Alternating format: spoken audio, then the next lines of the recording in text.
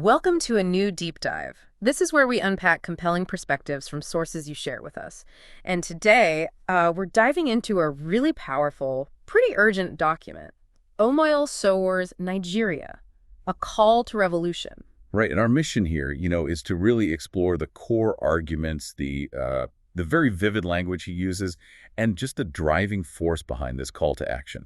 We want to make sure we convey his viewpoint accurately, without endorsing any specific political stance, of course. We're just here to understand the ideas in the source. Okay, so let's get into Sowore's main point in A Call to Revolution. Right at the start, he says Nigeria's been, quote, hijacked. Hijacked by what he describes as a minuscule gang of veteran criminals. He even calls them political armed robbers and certified looters. Yeah, and he doesn't stop there. He accuses them of, and this is his phrase, hurling mortars of poverty, despair, and death at over 200 million citizens. It's incredibly strong language. It really is. And what seems crucial is how he frames the theft. It's not just about money, is it? Exactly. He says they're not just stealing money, they're stealing futures.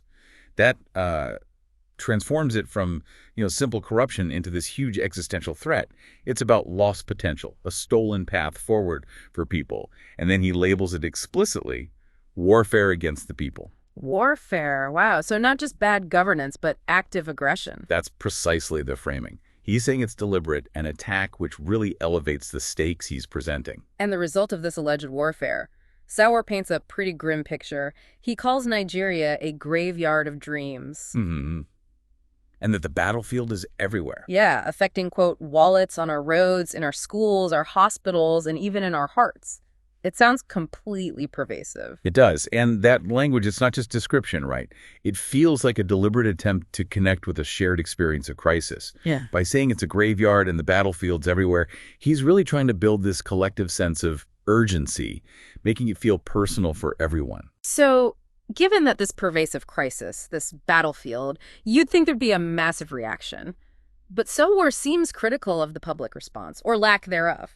He is. He observes most citizens are just waiting, hoping, praying, posting, watching, suffering in silence while criminals rule in loud confidence. And his conclusion from that observation? It's quite blunt. He states, passive populations do not birth freedom. The implication is pretty clear. Liberty isn't just handed over. It has to be actively taken, fought for. He's really challenging that psychology of waiting for things to get better. Right. It sounds like an indictment of just standing by. Yes, exactly. In his view, inaction in the face of this kind of perceived oppression is almost like being complicit. Okay, so after diagnosing the problem and criticizing the inaction, he shifts gears pretty dramatically. He declares, enough is enough. And then that really provocative line, if you are not outraged, you are part of the problem. So how does he propose moving forward? What's the action? Well, this is where it becomes a very direct call. He's not asking for requests or anything polite. He calls for a generation that will, quote, demand and fight for change. No more begging.